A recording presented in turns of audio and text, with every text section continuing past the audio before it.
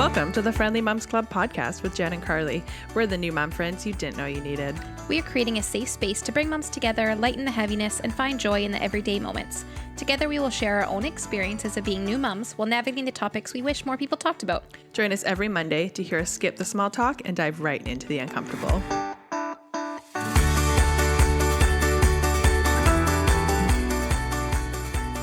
Happy Mom Day, Jen. Happy Mom Day, Karlee. We are back in action in our studio, aka my living room. Karlee's house.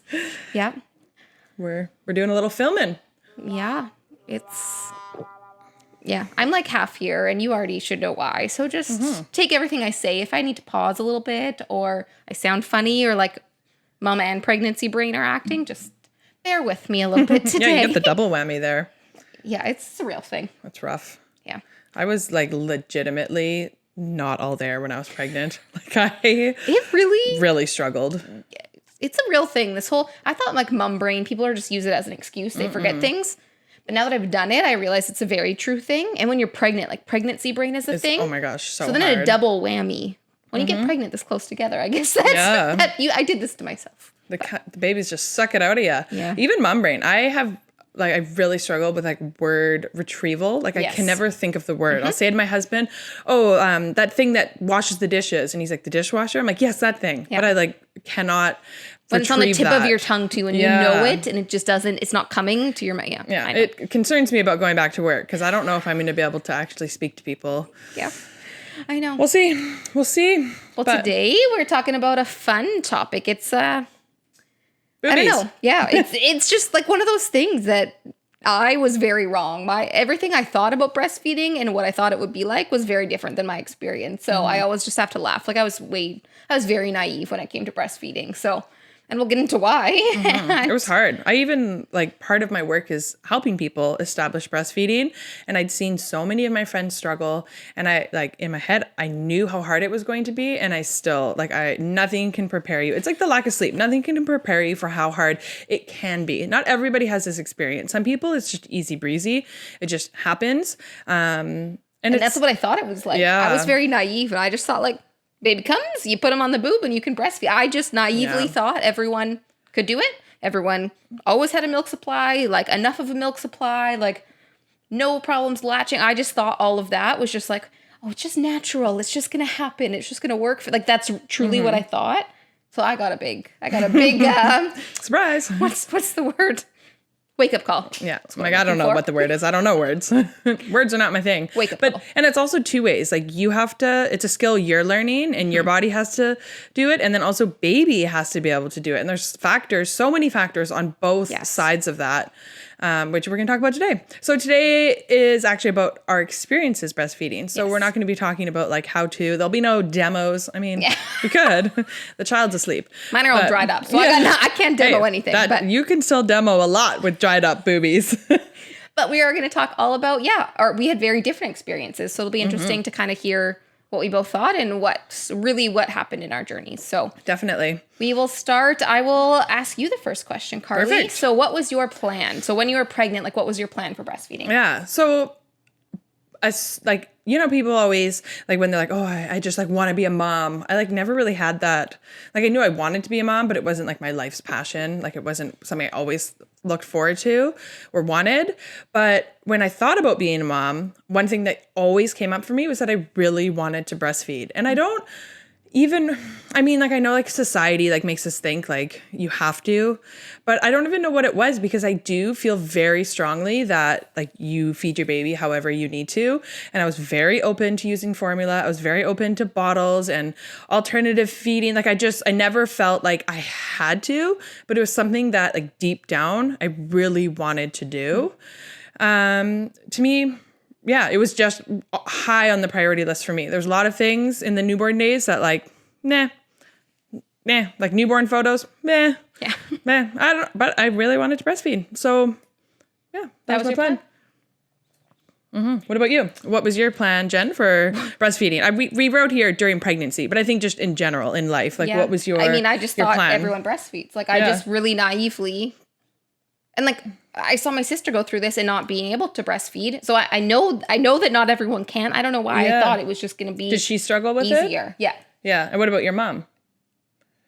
I don't remember about my mom. Yeah. I just know my sister did. But then we haven't talked about this, but my sister was diagnosed with breast cancer a few months postpartum after having her baby. And that likely was the reason why she couldn't breastfeed. So we didn't have the same thing. Hers was likely due to breast cancer, which we should talk about one day because she just thought she had clogged milk ducts and that's what the lump was in her breast. So we should talk about that one day because it's very good to know. But I just thought I would breastfeed. That was just the plan. I didn't have any strong feelings for it. I just thought I would. That was it. Yeah, Okay. that was that. There was not much to it. I just thought, cool, I'm going to try. If it works, great. If not, I'll feed formula. Yeah. Like, cool. I really didn't have strong feelings anyway. One thing I do want to add that was a priority for me because I struggle with anxiety. I didn't want to be, it was a priority for me that baby could take a bottle. However I ended up feeding baby, I mentally could not handle the pressure of being the only one being able to feed baby because I was like, what if I have a breakdown and need a nap? That was a priority for me.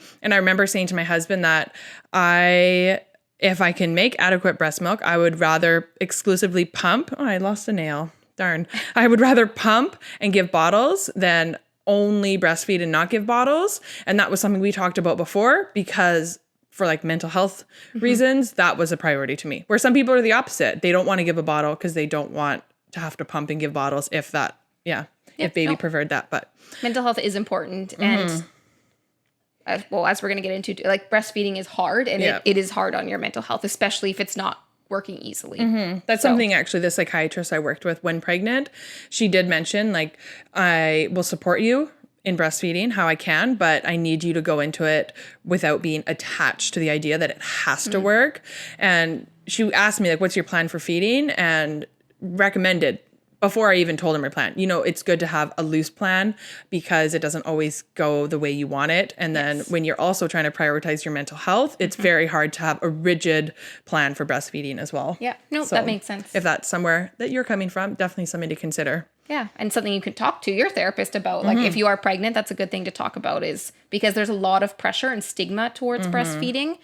And you don't realize, I think all the hormones too, once baby's here, you feel even more pressure to do things a certain way and that society is judging you. And you just feel all of these, what your partner's saying, what your family's saying, what your friends are doing. You feel all these pressures from all these different places that it's good. If you have a plan and can talk it out beforehand with your spouse and your therapist, it might be a good thing to do. So, but let's get into preparation. So how else did you prepare for breastfeeding? So one of them, I discussed the feeding plan with my partner. We also talked about it with my psychiatrist.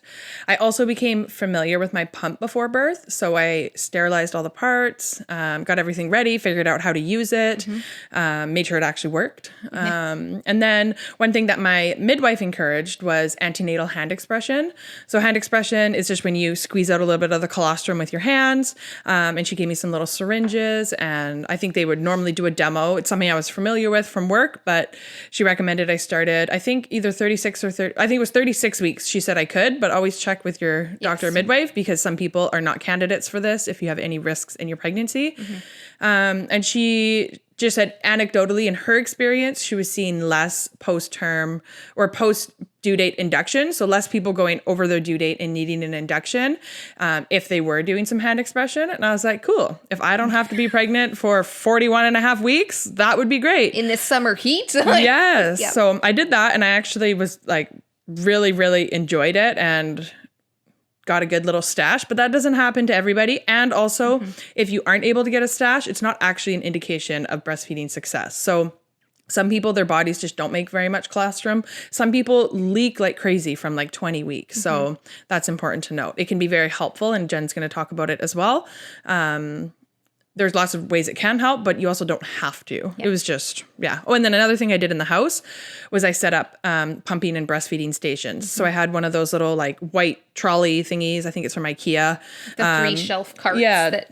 There's a name. Utility cart. Yes. One of those, and I put all my pump stuff. I put stuff for breastfeeding, snacks, nipple balm. Snacks are very important. Snacks and water bottles snacks should and always water bottles, be beside lots you. of snacks. Hand sanitizer, a bunch of stuff. And I had a bunch of those all over the house, the bedroom, by the couch. I don't even know what else. Well, the last thing you want to do when you sit down to pump is have to be like, oh, I forgot this, and have to get up and do it. And so if it's set up in multiple locations, it's handy. Yeah. Yeah. So what about you, Jen? What did you do to prepare for breastfeeding? I went to Belly's Community that we've talked about before, and they actually had a lactation consultant come in.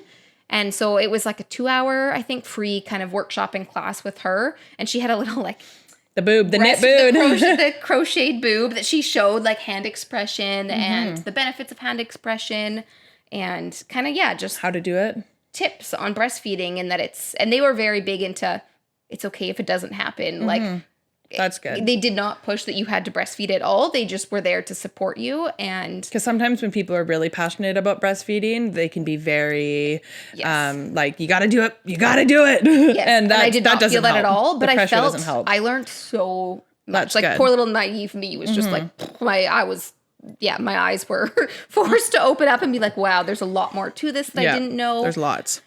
And so after this, I researched a bit more into hand expression because to me, this whole idea of like, touching your boobies? Touching my boobs and like manipulating them and to get milk out to feed my baby was still a bit weird in my brain. Like it didn't seem natural to me. And it's one of the most natural things in the world. But not in our society. In my mind, yes. But in my mind, there was just a weird connection to it. And like, I just wasn't comfortable like feeling my boobs, and doing hand expression was very uncomfortable for me in the beginning.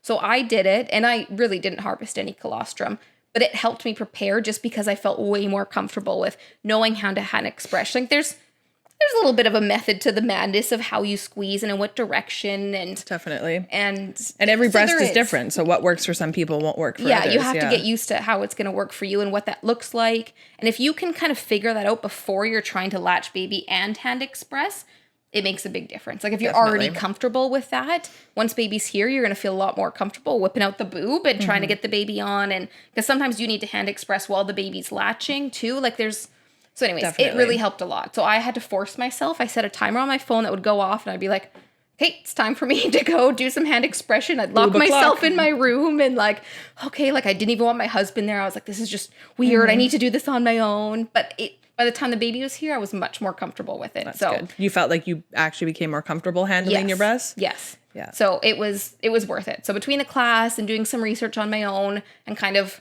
just being comfortable, like working my boobs and how it's going to work. And like I said, I didn't really collect a lot of colostrum. I got the syringes off Amazon and I was ready, and nothing really came out, like the odd drop, but not enough to actually harvest. Yeah. But it helped when you actually helped me know what to do and how it's going to work. Definitely. So because right after having a baby is the last time you want to be trying to learn a new skill, and breastfeeding is a skill for you and baby. So from like my nursing perspective, it's very hard when patients come in and you can tell they've never touched their breast. They're very uncomfortable even having them out, which is fair. I understand that. Yeah. But they're trying to learn how to hold their baby, and newborns are kind of hard to hold. They got all these wobbly bits, and then they're also trying to learn how to touch their own breasts and how to move them, and they don't even really know like what their nipples look like and what they look like normally, because they'll change in pregnancy, and it's good to know the differences. What they look like normally, are they inflamed? Like, can you tell that they're cracking? Like, if you've never looked at them before, you're not going to have a good idea of what's abnormal or normal now. And that's another thing too, preparing for breastfeeding. If you do have flat or inverted nipples, you can actually see a lactation consultant when you're pregnant, and they can actually help you with everting the nipple. Because inverted nipples is one of the structural things that can really affect breastfeeding. You don't need these big honking nipples to breastfeed, but if it's inverted, it can be very painful for you, and it can be very difficult for baby, but you can be successful in breastfeeding, and lactation consultants can be so helpful in getting you prepared. But this is best dealt with actually when you're pregnant. And you don't even have to have inverted nipples to see a LC when you're pregnant. Yeah. If you just want help getting comfortable with your breasts and super knowledgeable, something like bellies isn't available, then definitely something to consider. Yeah.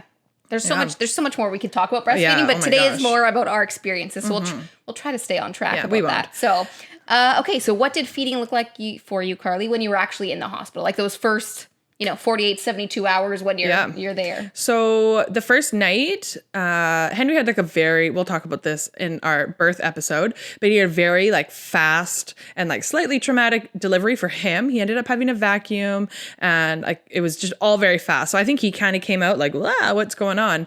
And he also he had what's that thing? A suction, like a deep suction. So I think his mouth was sore, his head was sore. So he didn't really have much interest in feeding in the first night. So we did a lot of snuggling. I did some hand expression and just put drops into his mouth. And then at 12 hours, like when he was 12 hours old, he actually went to NICU for low blood sugars. So when he was in NICU, trying to get him to latch while he had all these tubes and wires, he had a tube in his nose and then he had all the monitors on him. And the NICU in the hospital that I was in is so busy. You don't have a private room. The next patient is like literally you can like hold hands with them. They're right there. So there's no privacy and it's just like it's loud. So it's very, very difficult. And I find it so overstimulating to try to latch him in there because he was mad. He was like screaming and like there was no calm, like womb-like environment. There was none of that. So it was very traumatizing to me trying to latch him in there because he was so unhappy. So at that point, my husband and I decided, you know what, our priority right now is just making sure he's getting fed. I did harvest a lot of colostrum when I was pregnant. So I was like, we have all of that. So let's bring that. He went home and got it. And then I'm just going to pump every time he takes a bottle and we'll do that. And then when we go home and he's more settled, then we'll work on latching. So in the hospital, the lactation consultant came to see us to help and just kind of like make sure we were on the right track, make sure I was pumping properly, the right time, the right length, like right frequency, all of that. And then we just did lots of skin to skin and he ended up getting bottles in NICU. And then he also had a few feeds in the tube that from his nose to his tummy when he didn't want to take a bottle, but he had to eat because of his blood sugars. And then, yeah, we worked on it when we got home. Oh, good. Yeah. What about you? What did feeding look like for you in the hospital? Well, it was kind of a journey. She just latching wasn't hard, but it wasn't totally easy either. Like there was a little bit of work for you. For her. Yeah. I was much more comfortable with my boobs at this point, so that was fine. She was getting on and I thought she was latching okay, but it just didn't look like really anything was coming out. Like I couldn't see anything coming out. It just didn't see. So she looked like she was working really hard and just nothing was happening. And I was hand expressing and nothing was really happening.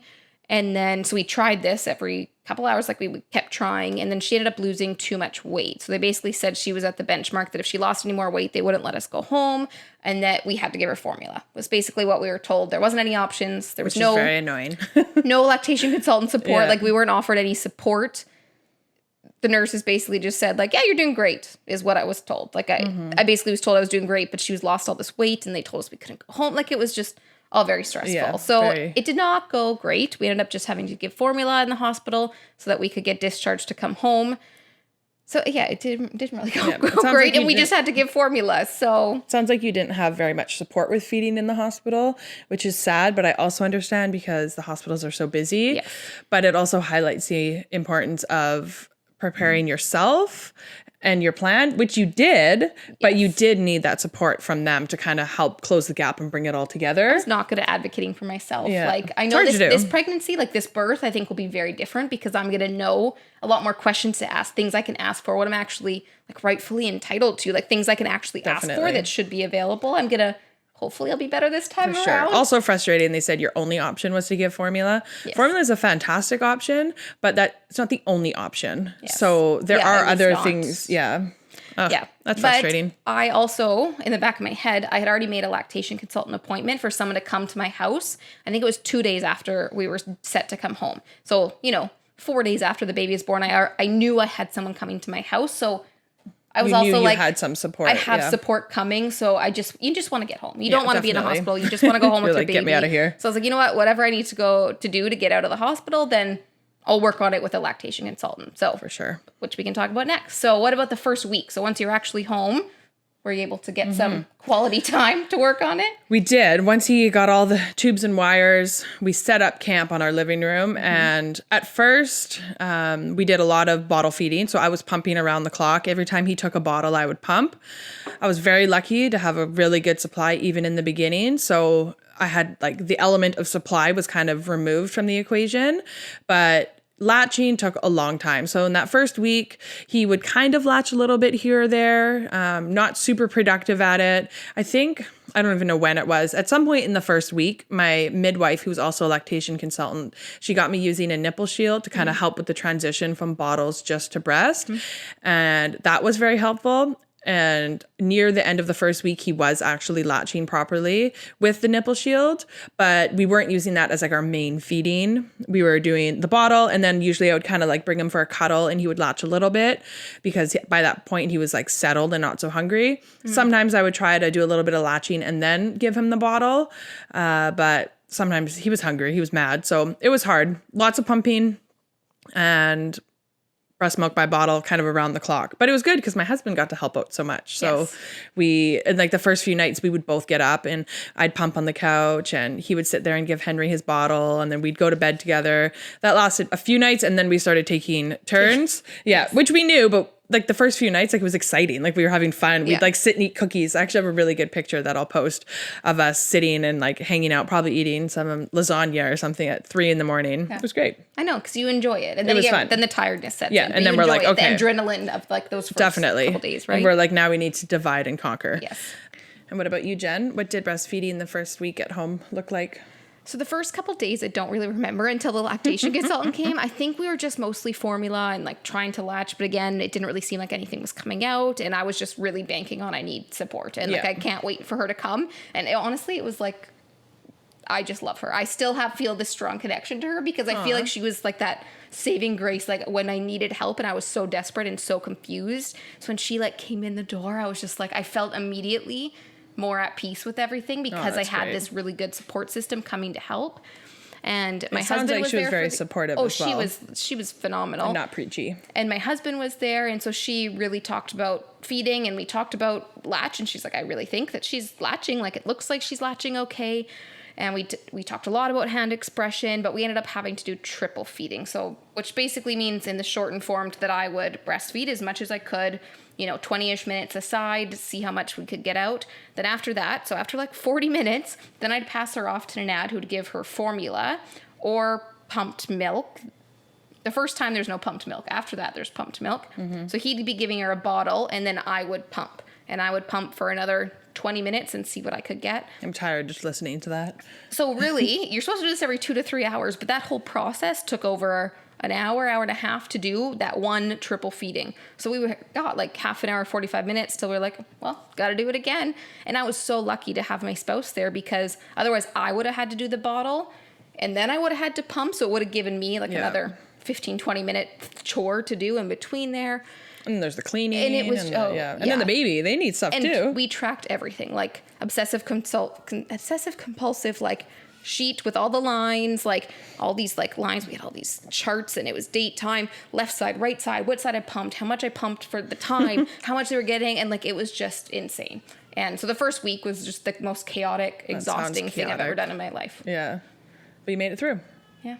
It sounds like for baby number 2, you're going to have to download the Huckleberry app. Did I tell you about that app? Fantastic. Yes. Yeah. I don't know. I hope it's I'm just hoping it's a bit easier. Yeah. But at least we know. We know a lot more about it. So you do. You're not more prepared because you were prepared, but you have real life experience now going into it. Yes. Okay. Question 5. So then, so now, so that was the first week we talked about. So what about after that? So for those first like few months, how did your, the progression happen for you? We had a lot of struggle. It was struggle city over here. Like I said, supply, very thankful I didn't have to struggle with. So even from the beginning, I could be a little bit more loose with, like I wasn't tied to my pump. I didn't have to pump every 3 hours on the dot to make sure I made enough, which was very helpful. At night, sometimes I would do like a 4-hour stretch so that I could have a little bit more sleep. But the first month or so, we just really struggled to get the latching down. It was uncomfortable for me. My nipples were like flattened, like pinched when he came off. Oh. He was spitting up a lot. He was coughing a lot. So then we did notice, like literally the second he came out, that he had a tongue tie. It was like very visible. And that's just when the skin under your tongue, the frenulum, is a little bit restricted. But we didn't know if it actually was affecting breastfeeding or if he was just like taking a while to kind of get used to it. So we did take him into a pediatric dentist and had that revision done at, I think he was 1 month old. And that really did help. And then around that same time, we started working with a lactation consultant to help get him off of the nipple shield. And for the first few weeks after the tie, he could latch a little bit without the shield, but he was just so angry and he like did not enjoy latching without it. My nipples they're not inverted, but they were like shorter, so he was used to this nice long nipple of the bottle or the nipple shield. So then he just struggled a lot to kind of get on and stay on, and it was still painful for me. So there was a lot of tears on his end, on mine end. There lots of crying, and it actually became like a very like it wasn't enjoyable anymore. So when it wasn't enjoyable and he was having a hard day, I was having a hard day, I would just pump and give a bottle. And then at some point, I don't even know when because everything blurs together, probably around month 2, I realized like, hey, I've gone all day and I haven't pumped or given a bottle. Like he's been breastfeeding all day. And at some point it just became easier to breastfeed him with the nipple shield than it did to pump and give a bottle. Which was like, I was like, yay, like we're slowly getting there. Yep. We still did bottles at nighttime because we found he slept better when he had a bottle than when he breastfed. And then also that way my husband could participate. But it was a struggle still. Like we would have a good week where he would latch well, and then all of a sudden 1 week, like he hated the boob. He did not like latching. He would scream and cry. There was even a period around like 4.5 months where he would only nurse if he was asleep.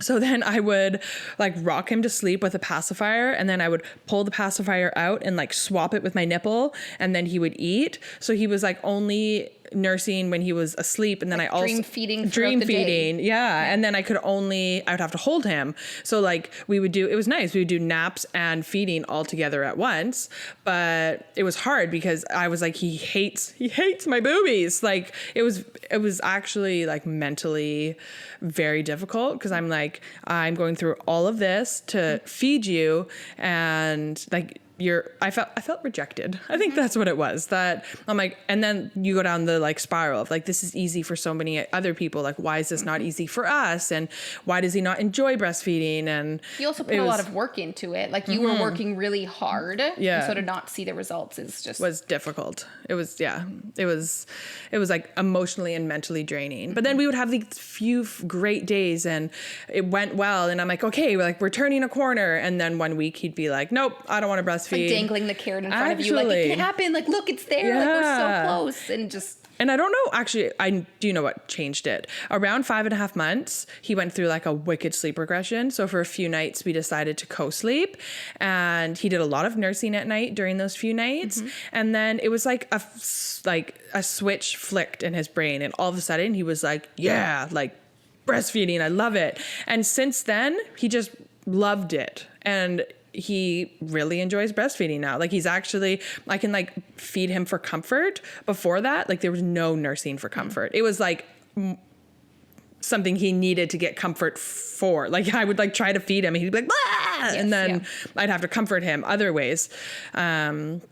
So it was nice. And now he actually like enjoys it. And if he like falls over and like cries, I'm like, let me breastfeed you like now, because we never had that experience in the first like 5.5 months. He never wanted it for comfort. And I think I missed this, but at some point from like month 2 to 5, we weaned off the nipple shield, and it was like a long, slow process where like it would work for a few days and then I would need it again. And then we'd be fine for a few days and then I needed it again. And then it was the same thing where all of a sudden I was like, oh, I haven't used it in like a week. Like, yay. There was a lot, but you know what? It was a journey. We're going strong. We're 9 months. He is latching really well. We'll get to that later, but yeah.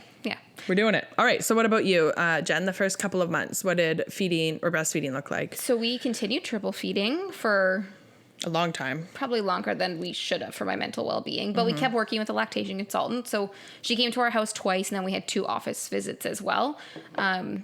So we did have lots of support, and like in between that was phone calls with her, and I could text her anytime. And so like we had lots of support. She sounds great, by the way. So let's link her in the podcast in the comments. We'll make sure we give her a shout out. I can't think of the company name right now, but anyways, we'll link her. She's great, Tracy.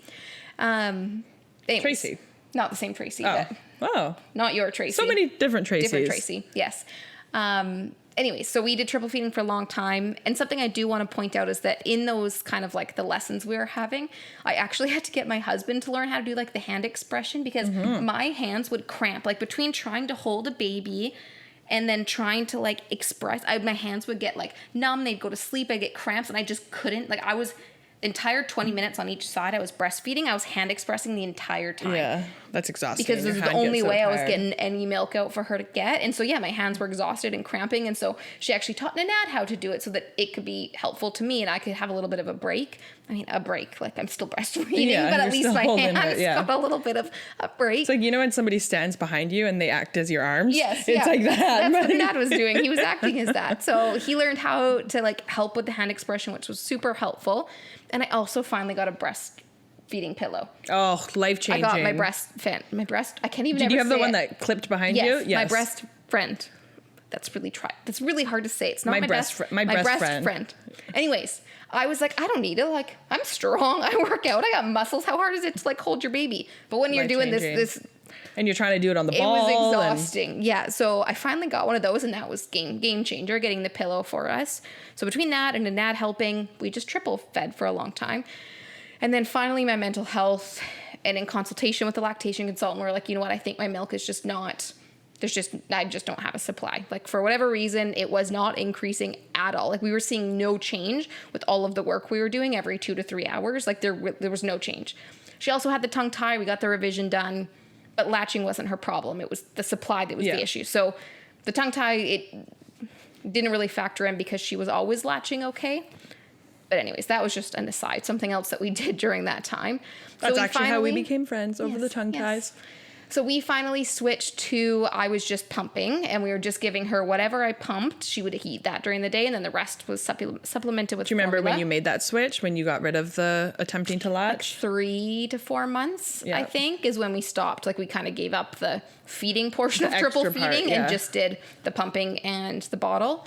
And then the rest was formula. And then eventually I was pumping for like hours a day and getting half an ounce, maybe not even a quarter of an ounce. Like for the amount of time that I was pumping, I was getting the smallest amount. The reward was not. And eventually I was just like, I can't sustain this. And I read all these things about like, 1 teaspoon of breast milk has however many good antibodies and all these nutrients and stuff in it. But I could not sustain pumping for hours a day to get that little. Like it was just too damaging on my mental health. So we made the decision to actually stop pumping altogether, and we went to formula 100% exclusively, and that was probably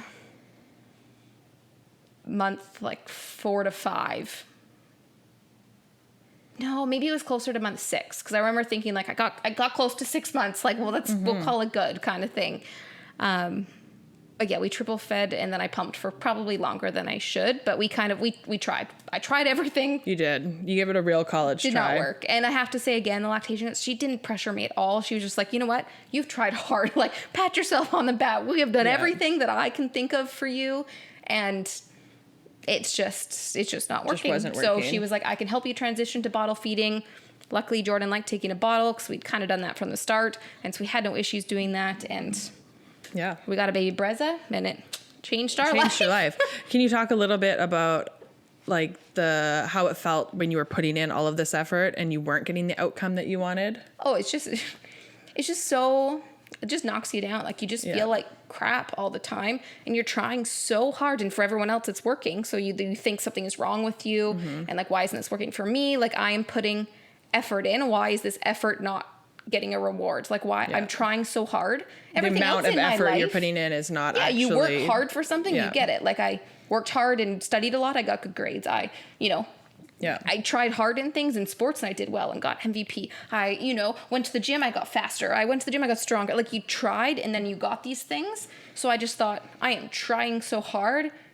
It should work, and it didn't. And it was very, like, I was a failure.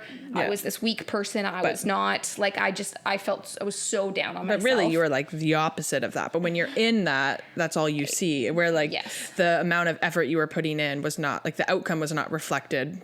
Based on effort. Yeah. The effort did not correlate with the outcome by any means. And so, which is important to know. Like, you tried so hard for months, and it took you till month 5 5 or 6 till it finally got better. And you had to put in so much work. And for me, I put in all this work and it didn't get better. Yeah.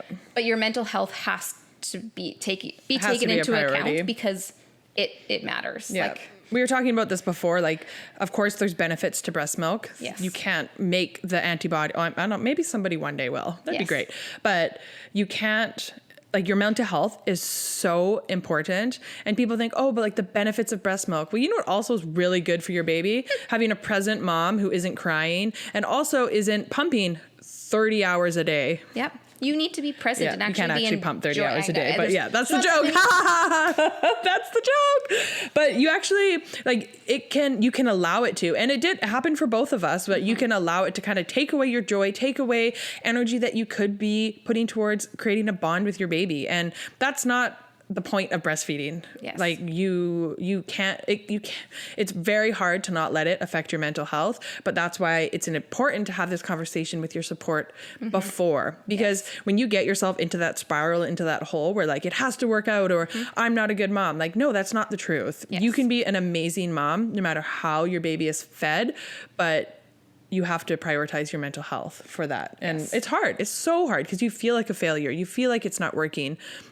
Even I felt like I was failing and I was giving breast milk, but I was not always giving it straight from the tap. Like how was that failing? How is it failing when you were putting in literally hours a day of pumping and trying, and you actually found your own resources and paid for them to come into your house, and you were triple feeding for months. Like, how was that for the lactation consultant? We should say, like, some people's benefits do have coverage for lactation support, but not where we live. And with certain specialists as well, like they have to be certified under certain things, but we both didn't have those. So like I paid a lot of money out of pocket to have her come, because I really wanted to. I just told myself I'd give it a fair shot, and for me that meant you gave it much more than a fair shot, and it just didn't work. But I should say also that we are exclusively still using formula, but we also use donated breast milk, which, if you would have asked me before the baby came, I would have been like, that's gross. I'm not going to use someone else's breast milk and put it in my baby. Like, that to me, it feels weird until you're I knew other people who had done it, and I was always internally like, this is kind of weird. Like, yeah, it feels weird. I just couldn't do it. But then I had a baby and I couldn't breastfeed, and I went to formula, and I knew people like Karlee who had a very good supply that offered me breast milk. And I was kind of like, why wouldn't I say yes? Like, it's beneficial for my daughter. There's a lot more antibodies. And like I'm feeding it to my baby. Like, I know it's legit. She was going through some colds and got COVID. And so I was like, you know what? This would actually be really good, because she's been fighting illness, and which is just even better in those times to have breast milk, just because of the added nutrients and antibodies. So I was like, what? Why wouldn't I? Why am I letting my like weird pride get in the way of accepting help that is good for my child? And I think that was actually when you were able to stop pumping. Yes. Because you had a goal of giving a little bit of breast milk for X amount of months. So I had like casually mentioned, by the way, I have some extra, I'm going to be posting it on Facebook. So if any of you are interested. And then like a few days later, I think you were like, okay, like actually I think I'm interested because I'm ready to stop pumping, but I want to give a little bit every day. Yes. And I think you were saying like it felt like weird and gross at first thinking about having someone else's breast milk. And this goes back to like society. A lot of people in society or society as a whole tells us breastfeeding is yucky and gross and ew. And breast milk is a biohazard, and oh my God, you can't spill breast milk on anything. Actually, no. It's actually very, very beneficial. Yes. The WHO actually considers breast milk like a food source, not like a hazardous material. So you can store it in the fridge at work, where your coworkers also store their lunch, and that's fine. Yeah. According to the World Health Organization, that's kosher. So like, it's not this yucky, gross thing, but you don't really know that or really understand that until you have a baby, and then, well, maybe you still think it's yucky and gross, but and you know what, you are entitled to your, like, if that to you is just something you can't get on board with, of course, that's fine. The sharing, but like breast milk in general is not yucky and gross. Yeah. But if the sharing is not for you, and you know what, we do recommend sharing or like taking it from somebody you know. It is just, it made me feel better. And like, we would do gratitude, my husband and I, at the end of every night, we do a gratitude that we just say something that kind of went well, we were proud of, or whatever, we're grateful. And more than once, we were like, we're grateful for Karlee's boobs that gave us this milk so we could feed our daughter a little bit of breast milk and get her through COVID and get her through these kind of colds that she kept having and stomach issues. And it did help. It helped clear up some of those things. So It was great, but it's also a mom friend. Like, how great is it that I had this community that I met and that I could do all these things. We were sharing toys, like help with what pacifiers. Clothes I got a pack of 4. Do you want to split it? And you can have 2. Like, we shared all these things because there's so many different types of bottles. Yeah, we were sharing the wide nipple, the narrow, whatever. So we were sharing like the different types, and like we were doing all this to sharing different pacifiers because they all have different shapes. And so we were sharing all of this already. So, like, it was just another Why not share your milk? Benefit of having mom friends is that I had this resource, and I used milk other than Karlee's as well from another mom friend, and it's just really awesome when you can have that support that's really there for you in a non-judgmental way. Like, they wouldn't have cared if I said no. They weren't pressuring me that I had to give her breast milk at all. I offered it to people who then didn't want it, and I don't even. Like, now that I've had a baby, I would accept breast milk from somebody. But before, I was the same. I was like, it just sounds kind of funny when when you first think about it. But when you're in it, it's not weird at all. Not weird at all. So definitely consider that as an option. Yes. If you either don't make enough, you're having issues with latching or supply, then that is an option. You can reach out to your mom friends or your community and see if anybody has any. And the same thing goes if you do have a freezer full of breast milk that you may not be using. You can actually reach out to your mom friends and say, hey, I have some extra breast milk if anybody needs it. You can post it on Facebook. I actually had somebody come up and pick up like hundreds of ounces for her. Her kid was a little older, closer to 2, but they were having surgery and they were worried. And I was like, yeah, it's going to go to waste. Like, I can't. So once your breastfeeding journey really started to pick up, it was easier to let go of this collection you had in the fridge, right? Because at first I was like, well, I may need this, but it's kind of saving it for a rainy day. A couple more questions we'll try to get through here. So when or if did you have to change your expectations?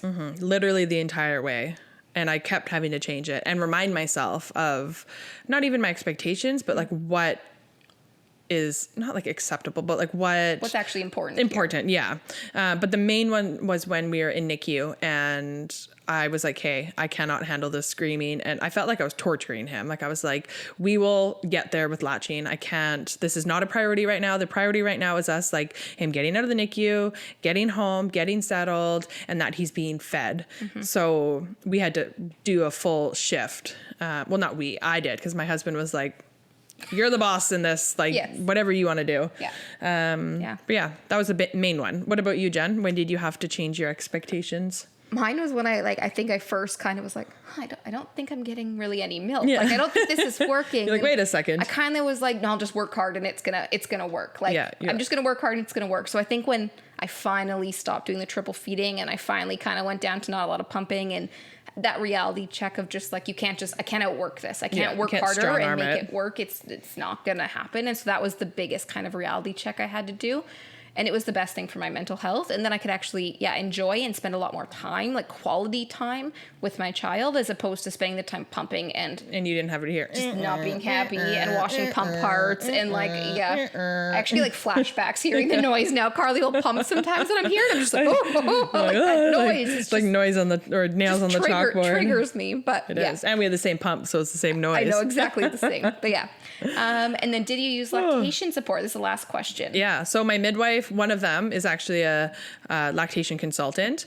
And then also in the hospital, I saw a lactation consultant. And then we also hired one when he had his tongue tie as well. Yes. And then I also did watch like a lot of YouTube videos and Instagram pages. And like, this is something I do as part of my job, but I still needed support because it's different when it's your own. And like, every situation is different. So I was learning about nipple shields and weaning off of them. And I joined like an exclusive pumping page on Facebook because for a while I was like, maybe I'll just pump. And you got to dive into your situation and lots of good learning out there. Yeah. What about you, Jen? Did you use any lactation basically consult? Just answered this question throughout. But so I had 4 sessions. 2, she came to my home, which is like highly recommended in the first like couple of weeks. It is, you don't want to leave the house, let alone to go like take your boobs out and try like it's so much easier when they can come to your house. So highly recommend that. Definitely. And then we went to her office a couple more times after that, but then we had phone and like texting support and stuff throughout it as well. So lots of support in the first kind of like 4-ish months, I would say. But I also just watched a lot of videos. Like I found some accounts that I really liked that talked about hand expression, how to collect, like if you're having issues, flange sizing. Like there's so much to breastfeeding that I just didn't know about. So I learned a lot. And then the baby on my side own. of things, like tongue ties, and they can have like neck things if they're. Oh yeah, we went to a chiropractor. Like we did all sorts of other yeah. supports as well. But I think just the main part is kind of to summarize all of this is like we had very different journeys, but we both have very happy, healthy babies that are their own inside. Like they're growing on their own curve, but they're doing really well. And it's going to look different for everyone. But listening to other people's journeys and knowing you're not alone in your struggle is also very important, because I think the people that can naturally just have a baby and breastfeed is actually not that common. So that's what society uncommon. makes you think is normal, and the common is that you're just going to be able to do it. But it's not. It's not. And something I learned from Karlee, actually, like Nurse Karlee told me this, is that, well, every pregnancy is different. Like your ability to breastfeed might change from birth to birth. So I don't know what's going to happen with the second baby, but that you can actually grow more milk ducts, right? Yeah, more glandular tissue. So like the it's a hard word, glandular, but the actual tissue in your breast that, like, not the fatty tissue, the one that's actually for milk supply, you grow more of it with every pregnancy. So if you struggled on pregnancy, you might have a better second one. Like, you don't know. And then on top of that, you're also more comfortable. There's like that, like your whole, you have more experience, but then like anatomically, your body can actually make more milk with every pregnancy. Yes. So it is hard, and it's just, it's good to listen to other people's experiences. Know you're not alone. If you are just breastfeeding, if you are pumping and giving bottles, like exclusively pumping, so 100% of the time pumping, if you're doing half pumping, half formula all the way, like there's such a big spectrum of how you can feed your child. You just need to make sure you're feeding your child. Like, I know fed is best is said all the time, but it's true. You want your baby to just be healthy and growing. Like, for sure. When the kids go to kindergarten, nobody's going to be like, what brand of formula did you have? Like no one is going to care what or how much formula, or like no one is going to care. It's all going to work out in the end. All going to work out. And the most important is taking care of yourself. Yeah, your mental health has to be in this equation. And if you try to be like, no, it doesn't matter, I can suffer as long as my baby is getting breast milk, like that's not healthy. And so we really want to emphasize that you need to take your mental health into account. And your spouse may have opinions, but doesn't matter. In our minds, it really doesn't matter. They should want what's best for the baby and what's best for you. Yeah. And that means your mental health and your well-being. And what's best for you is best for your baby. Totally. So, and also, they're your titties. So, you choose how you use them. Yeah. If you don't want to breastfeed at all, that's also fine. Like, try not to let society shame you into doing something that you're just not comfortable with. Especially if you had if you had like a traumatizing relationship with it the first time around, it's okay if you just don't want to. Yeah. Two things before we sign off that I've been like sitting in the back of my head. One, society is also not, like, the way our society functions is not conducive to breastfeeding. After a baby, all people want to do is visit. Do any of those people want to help you with breastfeeding? Not really. And some are just like they kind of give you the look when you whip your boob out to breast. Well, no, if you're going to come see me, especially in the beginning, you're going to see boobs. Like, that's your problem, not mine. This is like, it's like a spoon for my baby. Like, it's a straw. Like, I don't know. Like, it's not a breast. Like, it is a breast, but like, it's not sexual when I'm feeding my baby. Feeding your baby. Yes, like, exactly. And like, out and about, like, I've fed Henry in bathrooms. I've fed him a lot in the back of my car. Our society is not set up to support breastfeeding parents in any way at all, which is very frustrating, but that's a rant for another day. So that's one. And two, I just want to say, if your feeding journey did not go the way that you wanted, like, I'm sorry, because it's like emotional and you have to grieve it. So if it didn't go your way, like, give yourself the space to actually grieve it. And if people in your life are telling you like, oh, it's fine, fed is best. Yes, fed is best, but you're still allowed to be sad if your journey didn't work out the way that you had hoped or anticipated. Totally. Because it actually is like a little bit of a like, ugh, like, right to the heart. Well, that was my uterus, but that's not even on the right side. Oh boy. Yeah. No, it's very emotional. It is. There was a lot more of like a raw emotional connection to breastfeeding than I ever would have thought. And I was like weird about it in the beginning. I was just like, my boobs are like, I was weird about it. And then all of a sudden I was like, wow, this is actually like a very incredibly amazing like not spiritual, but it's it can be. Yeah, you have this weird like not weird in it's a bad like a way, biological drive to there's just so much to it. There's So so it's many okay layers. if you are sad that you can't do it the way you want. Like that is totally normal, and you are allowed to be upset about it. And don't let your spouse or friends tell you like it's okay. Like it's get over it. Yeah, you're allowed to be upset. Exactly. Like they're right in the sense that like we are going to feed this baby, and that's the most important thing. But you're still allowed to be sad about it, especially if it was really important to you. Well, even if it wasn't important to you, if you're sad, just be sad. You're allowed to be sad. Yes. So let's wrap this up with our Mom Day mantra. Let's do it. Go ahead. I want you to say it today. Okay. Our Mom Day mantra today is: your worth as a mother is not tied to how you feed your baby. Say it again for the cheap seats in the back. Your worth as a mother is not tied to how you feed your baby. 100%. You're not better because you can breastfeed. No. You're not better because of anything. Like, your relationship with your child is really what matters. Most important. Like, that is actually being there and loving them and supporting them. Like, that's the most important thing. That's what makes you a good mother, not how you feed your child. 100%. How you show up for your baby, how you, like, it's just, there's so many more important things. Yeah. You know? We recognize that there's just a lot of shame and societal pressures that come into play. But there's a lot of holier than thou. Yeah. Yes. At the end of the day, that doesn't matter. How you feed your baby. How you feed your butt. How you feed your butt. How you feed your baby's butt. Mom brain, pregnancy brain, it's all just... Yeah, all your little slips are always have to do with butts. The rectum one and baby's butt. But it's Jen's right. Weird correlation. But yeah, subconsciously, a therapist would tell me subconsciously I'm thinking about butts all the time or something. I don't know. Anyways, we can cut all this out. I'm the one that edits. I'm keeping it in. Anyways, if you like listening to our podcast, we would really appreciate if you leave us a review. Tell us what you liked, what you want to hear us talk about. Like, we would just love any feedback. So if that's on YouTube or any of the podcasting platforms that we stream on, that would be great. That would be very helpful because then we can tell other moms about butts. Yeah. All right. We'll see you next week. Happy Mom Day. Happy Mom Day.